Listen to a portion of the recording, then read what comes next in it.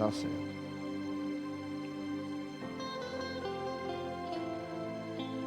Bom dia, meus irmãos, graça e paz. Essa é mais uma transmissão da nossa Escola Bíblica Dominical.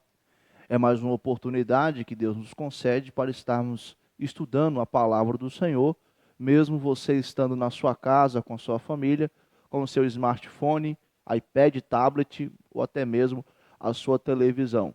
E tem aqueles também que utilizam o computador ainda com os seus respectivos monitores. Deus nos concede, nesta manhã de domingo, o privilégio de estarmos juntos através das novas tecnologias, tendo o ensino da palavra do Senhor, desse dia tão especial que é o domingo. O domingo é o dia do Senhor. Ainda impossibilitados de estarmos reunidos em nosso templo, temos que continuar com a transmissão do nosso culto, como também da nossa escola bíblica dominical.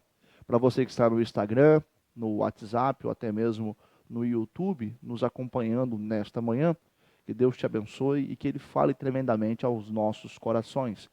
Que quem vos fala é o missionário Mateus. Para quem me conhece, quero dizer que estou com muitas saudades e espero que logo venhamos estar juntos, louvando e glorificando ao Senhor do templo da Igreja Presbiteriana de Guiratinga.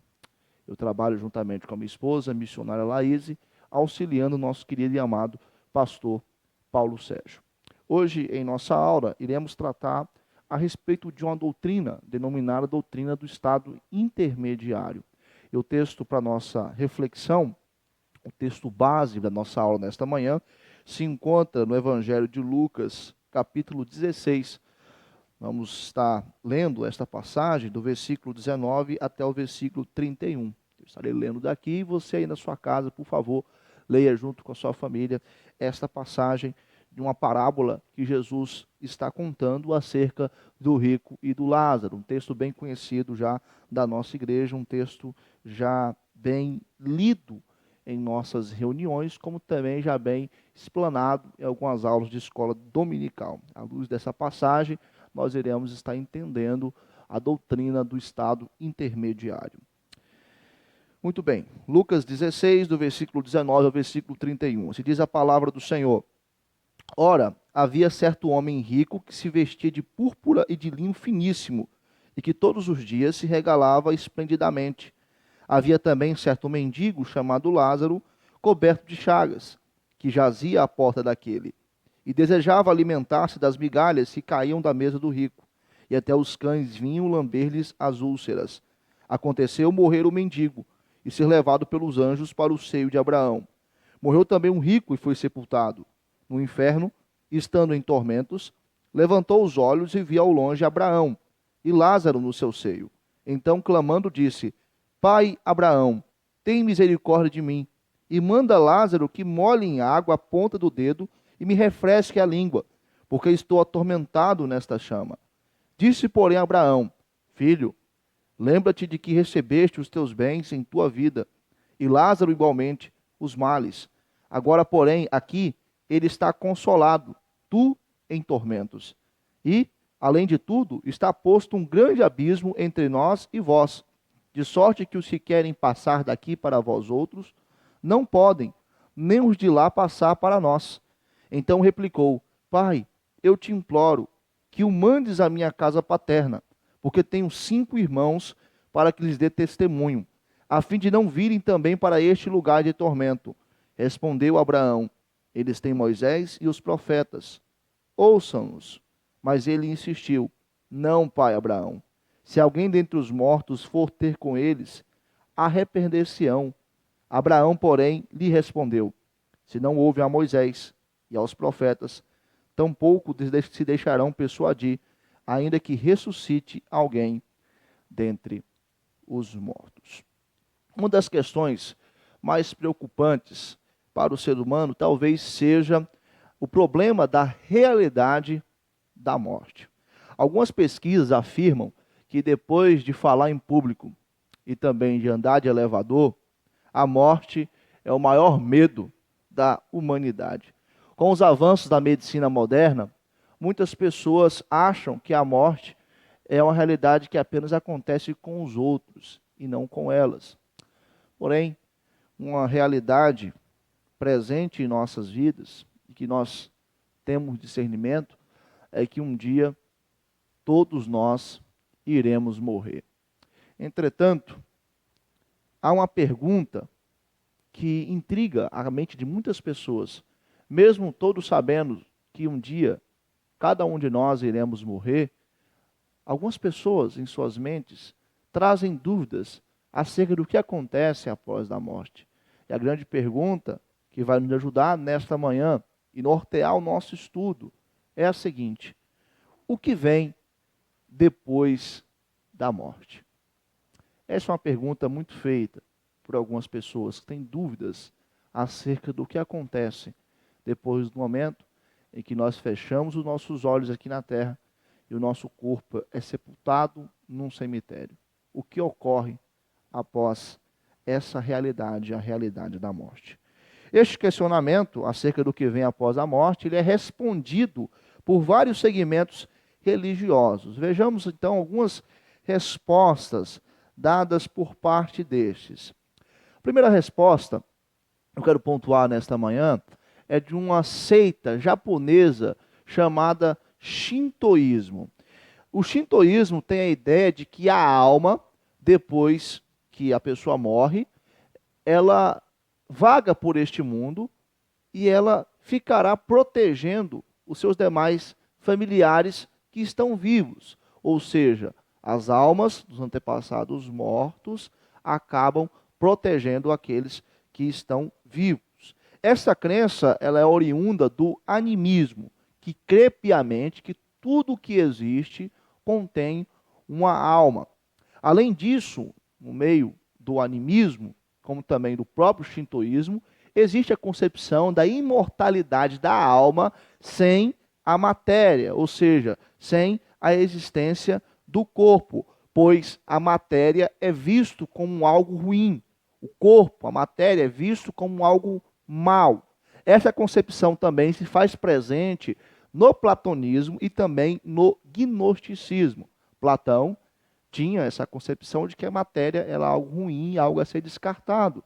O próprio gnosticismo também é uma heresia presente no primeiro século da era cristã, que o próprio apóstolo João combate quando escreve o Evangelho e escreve também as suas cartas. Ela afirmava que a matéria é algo ruim, algo a ser descartado, o corpo é algo ruim, por isso que a concepção de uma ressurreição com o corpo era algo totalmente inadmissível por parte dos gregos. Por isso que Paulo ele é muito zombado quando ele prega em Atenas, lá no Areópago, e ele fala a respeito da ressurreição de Cristo.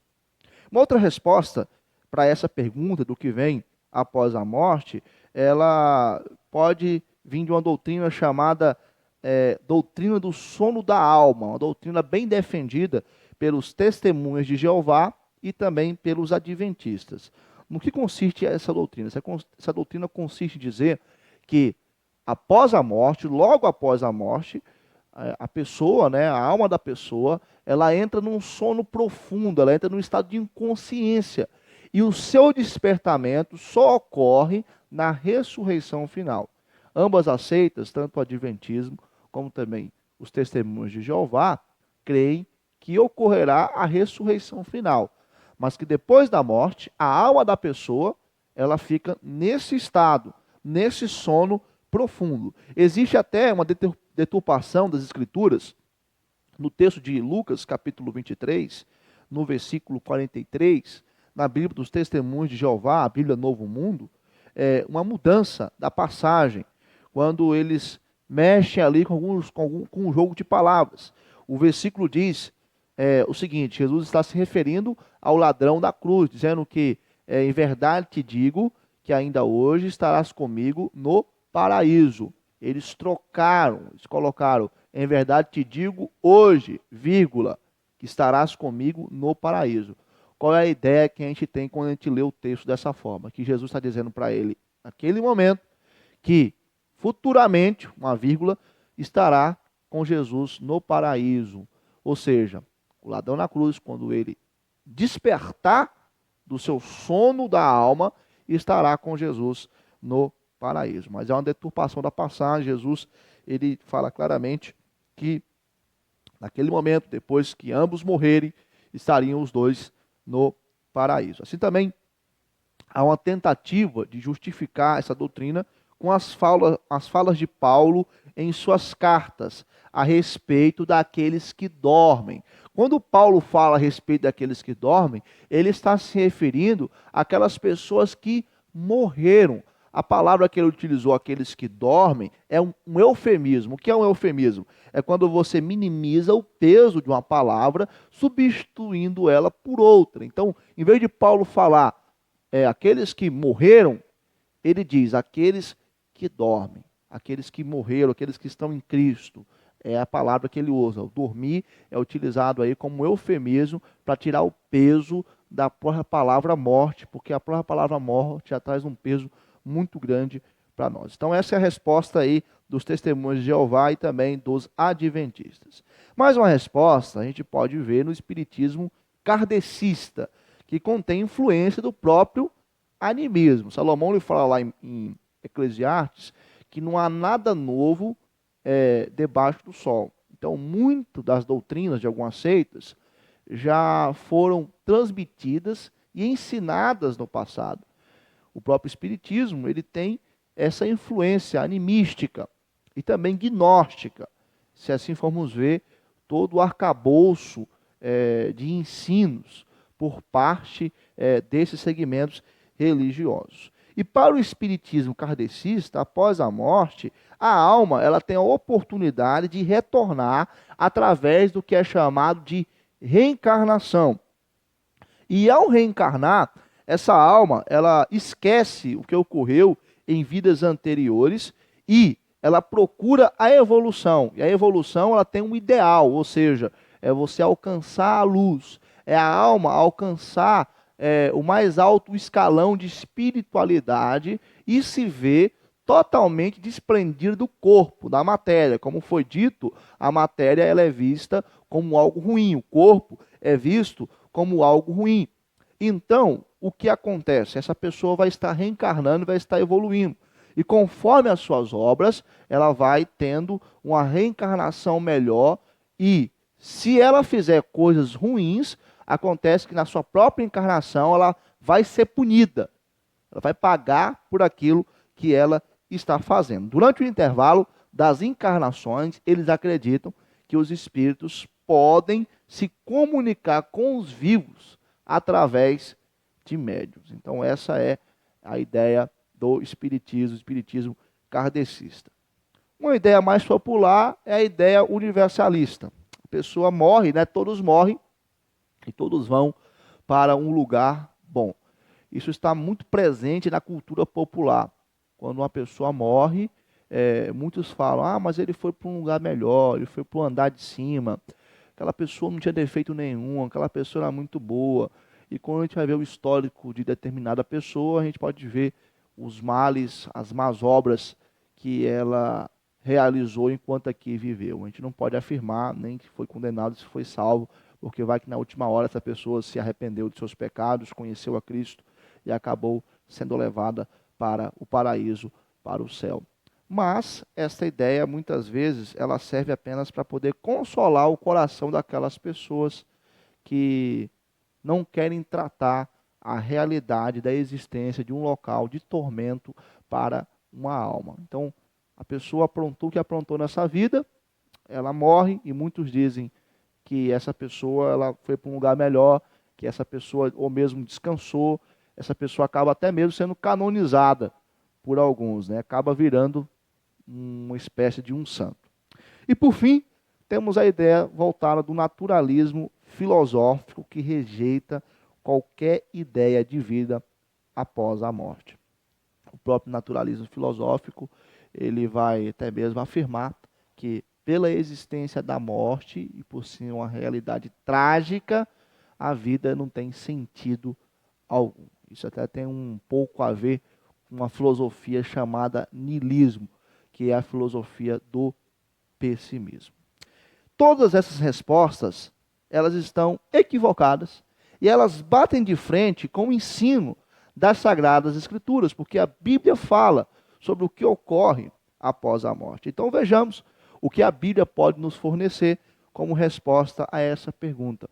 Pergunta essa que é: o que vem após a morte? E para isso, nós iremos recorrer a essa doutrina, a doutrina do estado intermediário. Em nossa aula, iremos entender o que é essa doutrina, os problemas concernentes a ela e as lições práticas que podemos tirar com esse ensino. O que é, então, a doutrina do estado intermediário, que vai nos ajudar a responder tal pergunta? A doutrina do estado intermediário é a doutrina que se refere à condição dos homens entre a morte e a ressurreição. E a respeito dessa questão, a Bíblia afirma que as pessoas não dormem, mas permanecem conscientes e vivas. O próprio texto que nós lemos de Lucas, capítulo 16, do versículo 19 ao versículo 31, a parábola do rico e do Lázaro, nos mostra, então, essa realidade e a presença, então, do estado intermediário, dessa doutrina do estado intermediário. Ao ler as Escrituras, nós não encontramos o termo estado intermediário.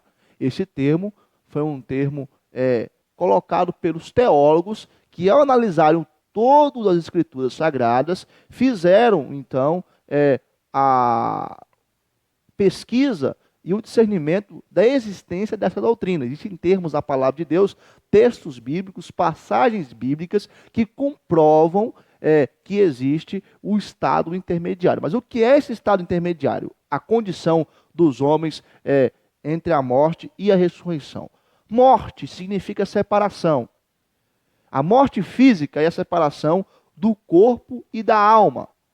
O nosso corpo, ele desce à sepultura, o corpo, ele volta ao pó, como diz a palavra do Senhor, e a nossa alma, ela vai ao encontro do Senhor. E o Senhor, então, destina o local aonde essa alma ficará até a ressurreição final. E quais são esses locais? Popularmente, esses locais são conhecidos como céu e inferno.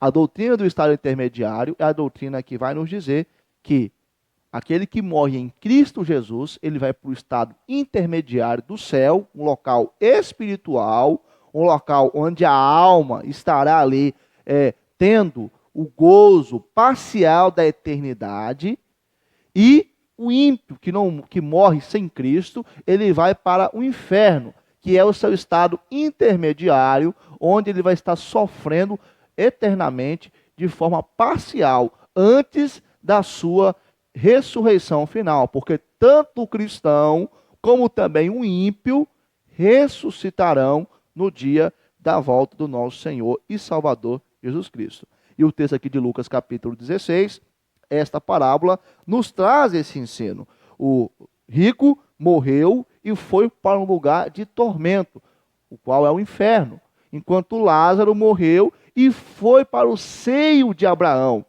que é o céu. Um local onde ele vai ser consolado, um local onde ele vai estar lá desfrutando parcialmente da eternidade, até ele ressurgir e com um corpo incorruptível adentrar a Nova Jerusalém. Enquanto o rico, ele vai estar esperando a sua ressurreição final para receber um corpo que, com este corpo, sofrerá eternamente no inferno, juntamente com o diabo e os seus anjos. Quero falar aqui um pouquinho, abrir um parênteses, falar um pouquinho do inferno. Às vezes, uma concepção que a cultura muitas vezes passa para nós é que o inferno é um local que o diabo vai estar lá fazendo as pessoas sofrerem. Só que essa concepção, biblicamente, está equivocada. O inferno, o próprio diabo, ele está sofrendo juntamente com os seus anjos. No inferno, vai ser um lugar de juízo para o diabo também. O mais terrível no inferno não é a presença de Satanás e os demônios. O mais terrível no inferno é a presença da ira de Deus. É a presença da justiça divina, o qual o ser humano que vai ao inferno vai ter que pagar plenamente por essa justiça que nunca será satisfeita. Por isso que nós, os cristãos, não vamos para o inferno, porque Jesus Cristo ele pagou em nosso lugar esse preço na cruz do Calvário. Ele satisfez a justiça de Deus. Quando o credo apostólico diz que Jesus desceu ao Hades, que significa inferno, não fala literalmente que ele foi ao inferno, como é dito por uma doutrina voltada ao catolicismo, que nós vamos falar um pouco dela aqui mais à frente. Mas que ele sofreu as dores do inferno na cruz do Calvário por cada um de nós. Por isso que a justiça de Deus é satisfeita em Cristo e nós somos justificados mediante a fé em Cristo Jesus, livres da condenação eterna e salvos para irmos ao encontro do nosso Senhor, quando assim aqui, nesse exato momento, morrermos, fecharmos nossos olhos, a nossa alma, ela vai para o seio de Abraão, ela vai para o céu, assim como a alma de Lázaro acabou indo para o céu. Então, nessa parábola, nós podemos fazer esta análise e podemos testificar a existência de um estado intermediário. Um estado, então, que mostra a condição das almas. O que acontece após a morte? Após a morte, a alma ela vai para dois locais. Ou ela vai para o céu, ou ela vai para o inferno. Se trata de um cristão, ela vai para o céu. Se trata de um ímpio, ela vai para o inferno. Esses dois locais são locais espirituais, aonde tais almas estarão enquanto aguardam a ressurreição final, quando acontecer o dia delas ressurgirem. Uma questão importante a se tratar é que tanto os salvos como também os condenados, eles estão conscientes. Estão conscientes no sentido de saberem que quem eles são e no sentido de terem um discernimento de que eles não perderam a memória, ou seja, não se esqueceram. Nós podemos ver nessa mesma passagem que o rico, ele sabe quem ele é. Olha o que diz então a passagem, aqui no versículo de número 23. No inferno, estando em tormentos, levantou os olhos e viu ao longe Abraão e Lázaro. Então ele reconhece Lázaro também. Ele sabe quem ele é e ele reconhece Lázaro. Tanto que ele pede ao pai Abraão, que aqui é uma figura para o Senhor, para que mande Lázaro molhar em água a ponta do dedo e refrescar a língua. Então ele reconhece quem ele é, uma pessoa rica, uma pessoa privilegiada, uma pessoa que está no nível social, antes da morte, acima de Lázaro. Mas aqui no caso a situação se inverteu, né? Lázaro se encontra no céu consolado e ele se encontra no inferno totalmente em tormento. Só que ele é impedido de ter acesso a Lázaro, e de Lázaro ter acesso a ele também. Mas ele tem plena o quê? Consciência. Ele não se esqueceu de Lázaro. E isso aqui, no caso, se aplica, né, a uma pessoa ímpia, que vai estar no inferno. Contudo, nós podemos ver também que em Apocalipse capítulo 6, as almas dos salvos estão orando ao Senhor, intercedendo pelo dia que o Senhor irá julgar o sangue dos mártires que foram mortos. Então estão plenamente conscientes, lembrando do que aconteceu. Outra questão que a gente pode ver aqui é que Jesus ele fala que muitos vão sentar na mesa do reino dos céus com Abraão, Isaac e Jacó. Se houver perda de memória, nem saberemos quem é que foi Abraão, Isaac e Jacó. Será uma grande surpresa para a gente, né? Mas, e o texto de Isaías capítulo 65, versículo 17, que diz que as coisas passadas não serão lembradas? João Calvino, comentando essa passagem, chega à seguinte conclusão. Alguns ligam essas palavras aos céus e à terra, como se o profeta tivesse dito que de agora em diante ambos não mais devessem ter um nome ou importância. Mas eu prefiro ligá-las às coisas que se passaram, pois o que ele quer dizer é que a alegria por ser restaurado será tão grande que eles não mais se lembrarão de suas misérias. Ou quem sabe, seja preferido se pensar que devêssemos interpretá-las como algo ligado a benefícios que, embora mereçam ser lembrados, perderam sua identificação diante do fulgor da impressionante graça de Deus. Com isso, nós podemos entender que Deus ele não apagará a memória dos redimidos no céu, mas que a glória que os salvos terão será tamanha que o estado de miséria anterior será tido como nada. Se a memória fosse apagada, a continuidade da identidade das pessoas antes e depois da ressurreição seria destruída e a vitória de Cristo sobre o pecado, sobre o mal, seria de alguma forma obscurecida. Então a doutrina do estado intermediário, ela nos mostra que tanto o ímpio como o cristão vão para esse estado, onde a alma deles estarão, não é uma sala de espera, é apenas um local onde eles estarão desfrutando, cada um, na verdade o cristão desfrutando e o ímpio sofrendo, né? O cristão desfrutando do céu e o ímpio desfrutando já do inferno, até o dia da ressurreição final, o dia que eles irão ressurgir, conforme já foi dito. E essa doutrina, ela não pode ser distinta do ensino acerca da ressurreição final e da renovação da terra. Pois os salvos em Cristo estão no céu, desfrutando parcialmente de algo que inteiramente será vivenciado por eles quando ressuscitarem e estiverem em um corpo incorruptível. Então a alegria no céu, que as pessoas que morreram em Cristo, ela ainda não é totalmente completa. Essa alegria ela vai ser totalmente completa quando a ressurreição final acontecer, a pessoa for revestida com o seu corpo, se vestir de pele humana novamente, com um corpo incorruptível, e assim adentrar na Nova Jerusalém. E a Nova Jerusalém é aqui nessa terra. Algo que é importante nós tratarmos nesse instante. O céu, hoje, é apenas esse estado intermediário, assim também como o inferno. A Nova Jerusalém, ela vai ser a renovação dessa terra. Porque Deus não há de aniquilar toda a matéria, todo o cosmos. Deus, ele vai restaurar. O próprio texto de Romanos capítulo 8, versículo 20 e 21, fala do anseio que a criação tem para a redenção, para a sua renovação.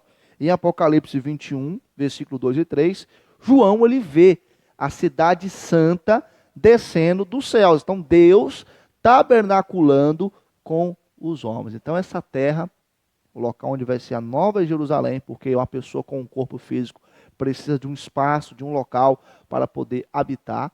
Essa terra, o mundo que vivemos será restaurado, será mudado.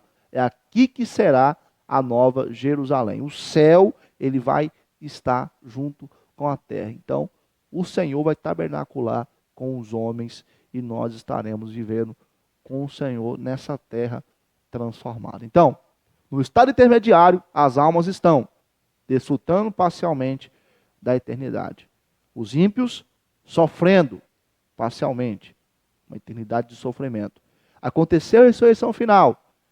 Vem então os salvos, agora com um corpo incorruptível. Os ímpios com um corpo que será dado a eles para que possam suportar o sofrimento durante os séculos dos séculos. Juízo final. Depois do juízo final, novos céus, nova terra para os salvos em Cristo e a condenação final para os ímpios. A morte eterna, que consiste na separação total da graça, do amor, da fidelidade e do amparo do Senhor. E uma vida totalmente miserável no inferno, em tormentos. E ao falar do inferno, a palavra que Jesus usa no grego para inferno, quando fala a respeito do local onde estará o diabo e os seus anjos, é a palavra Gena, que faz uma referência ao Vale de Rinom. O que era o Vale de Rinom? O Vale de Rinom era um local em Jerusalém, uma depressão profunda ao sul de Jerusalém, onde na época do rei Manassés havia a adoração a Moloque, e ali era colocado a imagem do ídolo, que era oca, com fogo, e a criança que era sacrificada era jogada aos braços dessa imagem oca, deste ídolo.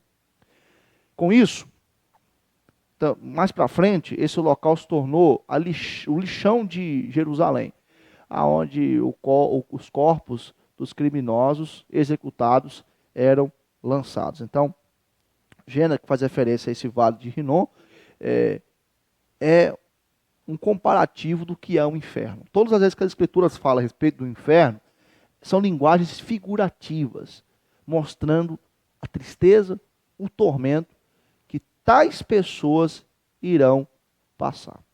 Enquanto isso, o paraíso, o seio de Abraão, o estado intermediário dos crentes, é um local de consolo, é um local onde não haverá imperfeição, é um local onde não haverá nenhum tipo de mal. E a Nova Jerusalém é essa terra, conforme nós já falamos. Agora, problemas em relação à concepção da doutrina do estado intermediário. Infelizmente, essa doutrina muitas vezes é confundida com a doutrina católica do purgatório. Quando se fala estado intermediário, as pessoas já dão um pé para trás e já ficam pensando, opa, espera aí, mas está falando da doutrina do purgatório? Não. A doutrina do purgatório é muito mais popularizada, está muito mais presente no nosso contexto cultural de um país que grande parte da população são de católicos. Mas a doutrina do purgatório é totalmente diferente da doutrina do estado intermediário. Conforme foi dito, a doutrina do estado intermediário consiste em nos dizer da existência do céu e do inferno, onde as almas estarão até a ressurreição final. O purgatório é um local, segundo os católicos, segundo a doutrina que eles seguem, a alma de pessoas que não eram tão piedosas acabam indo para lá e os seus pecados são purgados. O purgatório é um local de purificação, não é um local de provação. Para eles, o purgatório é um local onde as pessoas vão ser purificadas, aperfeiçoadas, para depois serem conduzidas ao céu. Mas esse tipo de doutrina acaba batendo de frente com a suficiência do nosso Senhor e Salvador Jesus Cristo.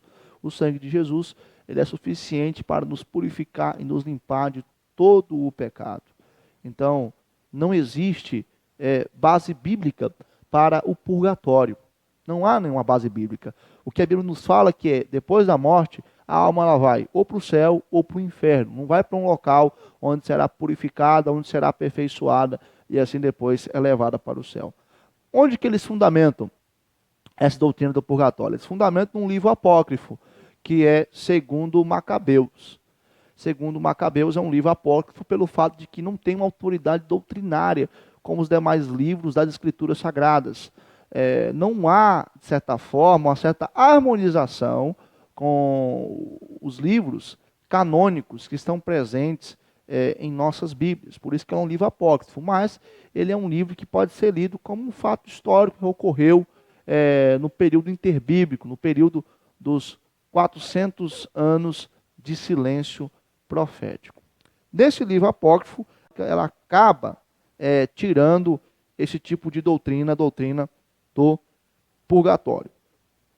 E a doutrina, ela vem à tona na Idade Média. O próprio Martinho Lutero, ele combateu veementemente esse tipo de doutrina nos seus escritos, das 95 teses, pois tem até a concepção de que o Papa, ele tem um controle do purgatório. Lutero até desafiou o próprio Papa para que libertasse as almas do purgatório. E as almas que estão no purgatório, as pessoas que vivem, podem fazer indulgências, podem fazer favores para que elas venham ser libertas do purgatório. Então são ideias totalmente equivocadas, e a doutrina do purgatório é totalmente distinta da doutrina do estado intermediário. A gente não pode fazer essa confusão de estarmos confundindo, de estarmos colocando as duas doutrinas no mesmo patamar, de estarmos então confundindo o estado intermediário com a doutrina do purgatório. Outra confusão que é feita, um outro problema em relação à concepção da doutrina do estado intermediário, é que alguns acabam levando essa doutrina para o lado de que ela está ligada à ideia dos testemunhos de Jeová. Eu falei que o céu, que é o estado intermediário hoje, que as almas estão, é distinto da Nova Jerusalém. Então, quer dizer então que essa doutrina dos testemunhos de Jeová, que falam que o paraíso é o local para os 144 mil. Eles fazem uma interpretação literal lá do texto de Apocalipse que fala dos 144 mil. 144 mil, na verdade, são os crentes do Antigo e do Novo Testamento, 12 tribos, vezes 12 apóstolos, vai dar 144. 1000, 10 é um número completo. Então, 10 elevado à terceira potência é igual a 1000. Então, a totalidade dos cristãos, tanto do Antigo como do Novo Testamento, e eles fazem a interpretação equivocada e dizem que os 144.000 estarão no paraíso, enquanto os demais testemunhos de Jeová, aqueles que abraçaram a fé da seita deles, estarão no paraíso, que vai ser aqui nessa terra. Então, para eles, haverá uma continuidade do céu e haverá um paraíso aqui na terra. Sempre nos folhetos que eles entregam para nós na rua, tem aqueles leãozinhos, aqueles animaizinhos, aquela floresta encantada em que as pessoas estão felizes, estão ali passeando. Então, essa é a doutrina que eles defendem a respeito aí do final daqueles que abraçam a fé dos testemunhas de Jeová. Não é bem isso. O céu, estado intermediário, é um período, é um local temporário. Depois disso, as almas elas vão ressurgir, conforme já foi falado. E o céu, onde o Senhor habita, o Senhor vai tabernacular conosco. Então, não haverá uma existência de um estado intermediário mais. Não tem como haver uma existência de um estado intermediário mais. Por quê? Porque nós estaremos num local onde habitaremos em unidade, alma e corpo juntos, corpo incorruptível e a nossa alma aperfeiçoada, a nossa alma que não vai mais estar propensa a cair em pecado e estar propensa de cometer tais males. Nós devemos resgatar biblicamente, como a gente fez aqui, falando a respeito da doutrina do estado intermediário, que é essa doutrina, para a gente não confundir o ensino dessa doutrina com esses conceitos populares e religiosos.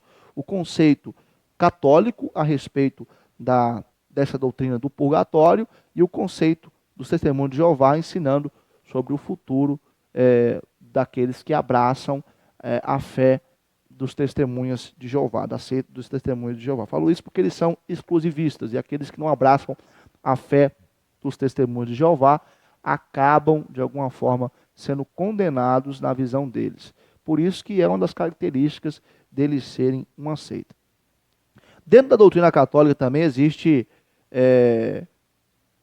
dois tipos de limbos, que significa orla, um tipo de local, um tipo de estado que eles falam. O limbus patrum, que é o limbus dos pais, e o limbus infanto. O que significa isso? O limbus patrum, eles têm uma concepção de que todos os crentes no Antigo Testamento estiveram em um determinado local do inferno, presos, na expectativa da ressurreição de Cristo. Após a ressurreição de Cristo, eles interpretam que Jesus literalmente desceu ao Hades, desceu ao inferno, para estar pregando a eles e estão libertando, levando eles para o céu.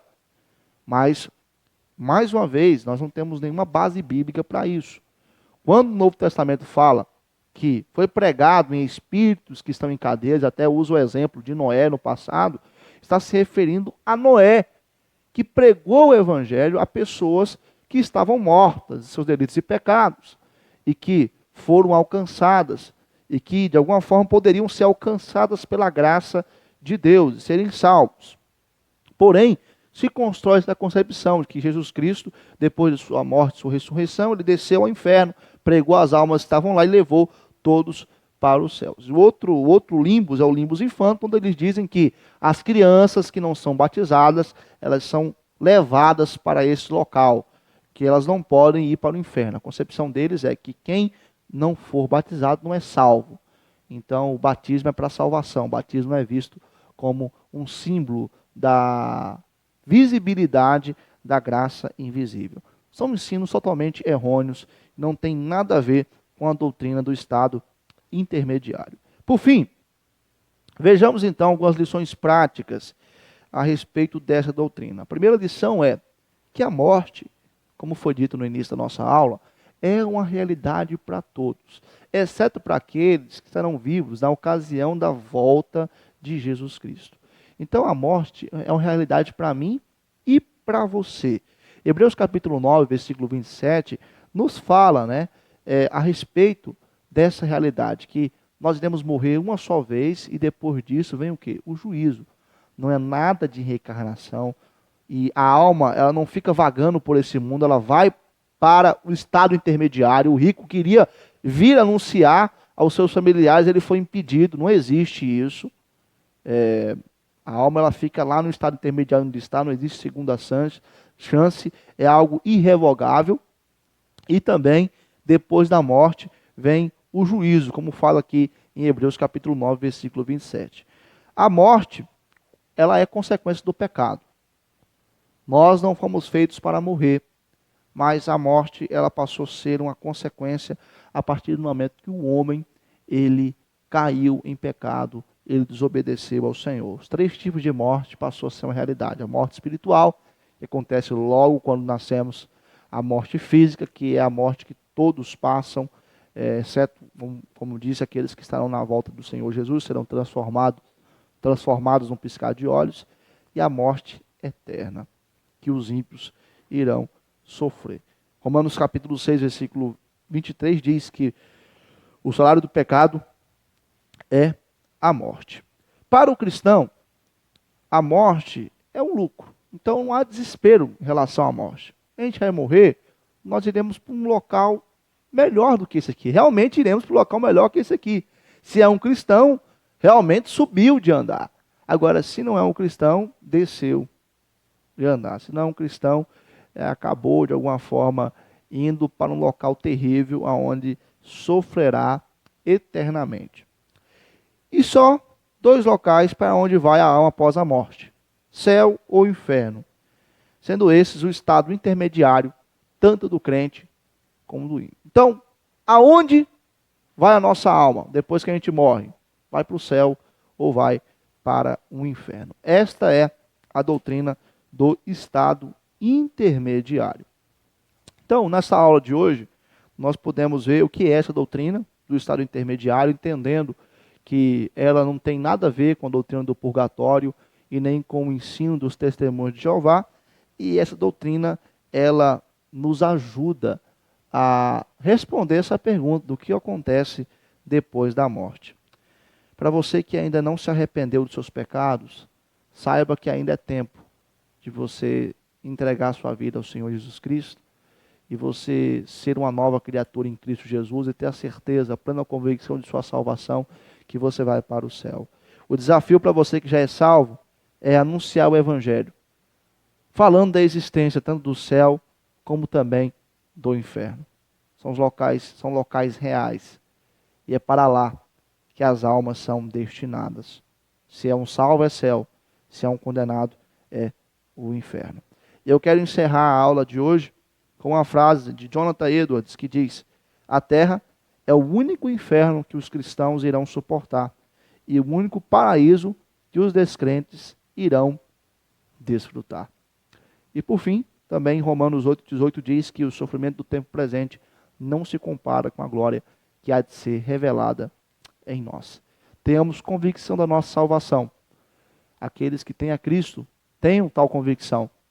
E assim venhamos estar nos preparando para esse grande acontecimento, o dia que nós nos encontraremos com o Senhor nos céus, nas alturas, que possamos estar prontos para essa realidade, a realidade da morte, mas tendo o discernimento de que existem esses 2 caminhos, ou o céu ou o inferno. Que Deus tenha misericórdia de nossas vidas e que Ele nos fortaleça em nossa caminhada cristã dia após dia, que Ele nos guarde, nos livre de todo o mal e que nós venhamos ter a esperança de que estaremos com Ele na eternidade. Amém? Vamos orar, vamos falar com o nosso Deus para encerrarmos a nossa aula de EBD. Senhor Deus e eterno Pai, muito obrigado, porque o Senhor falou ao nosso coração nesta manhã acerca dessa doutrina do estado intermediário, nos mostrando que depois da morte, a nossa alma ela é endereçada, ó Deus, para um destino, o qual estaremos parcialmente desfrutando da eternidade com o Senhor. Conscientemente, ó Deus, iremos, ó Pai, estar com o Senhor, glorificando e honrando o Teu santo nome, aguardando a ressurreição final, quando assim estaremos, ó Deus, com um corpo incorruptível, glorificando e honrando o Senhor nessa terra que será renovada, aonde habitaremos com o Senhor, aqui na Nova Jerusalém. Que o Senhor, Deus, possa nos fortalecer em nossa caminhada cristã, possa perdoar os nossos pecados, possa aumentar a nossa fé, a nossa confiança no Senhor. nos fortaleça dia após dia e nos ajude na luta contra o pecado. Venha um encontro de vidas, ó Pai, que ainda não se arrependeram dos seus pecados. Converta tais corações, que o Senhor haja de acordo com a tua vontade e que essas vidas possam conhecer ao Senhor, conhecer a Cristo e ter a certeza de que a morte, ó Pai, é apenas uma passagem para algo de melhor que estaremos, ó Deus, desfrutando com o Senhor. Mas se não se arrependerem, a morte será algo de pior que eles experimentarão no decorrer da vida deles. Abençoe, ó Pai, cada família, abençoe, ó Deus, cada irmão, cada irmã. Fortaleça cada um dos teus servos e tuas servas. E assim, ó Pai, que oro em nome de Jesus. Amém.